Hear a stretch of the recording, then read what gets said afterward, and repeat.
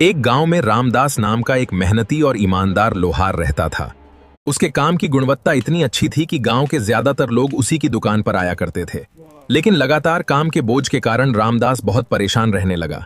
सुबह से लेकर रात तक काम करने के बाद भी मेरा काम पूरा नहीं हो पाता था।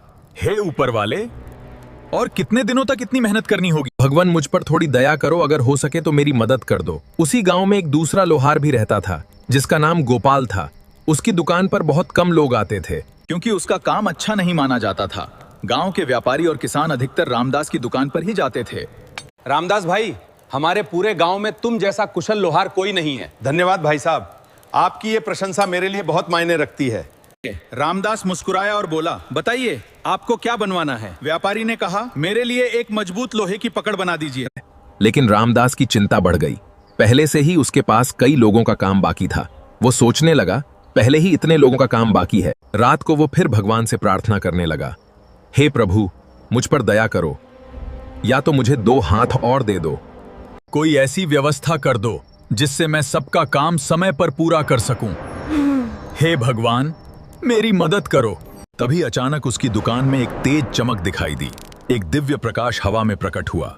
डरने की कोई जरूरत नहीं है रामदास।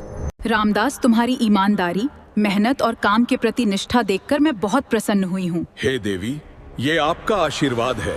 देवी मुस्कुराईं और अपने हाथ से एक चमकती हुई चांदी की हथौड़ी निकालकर रामदास को देते हुए बोलीं, मैं वरदान देवी हूँ। यह जादुई हथौड़ी तुम्हें देती हूँ। जब भी तुम किसी धातु की वस्तु बनाना चाहो, इस हथौड़ी से धातु पर एक बार चोट करना और उस वस्तु का नाम लेना। वो वस्तु अपने आप तैयार हो जाएगी।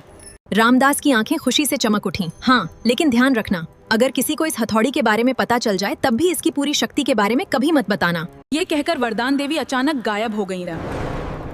रामदास ने सोचा, जरा देखूं तो। उसने लोहे का एक टुकड़ा लिया, हथौड़ी से एक चोट की और बोला, मजबूत पकड़ बन जाओ। अचानक देखते ही देखते लोहे का टुकड़ा एक सुंदर और मजबूत पकड़ में बदल गया। अरे ये तो सचमुच चमत्कार है। धन्यवाद देवी।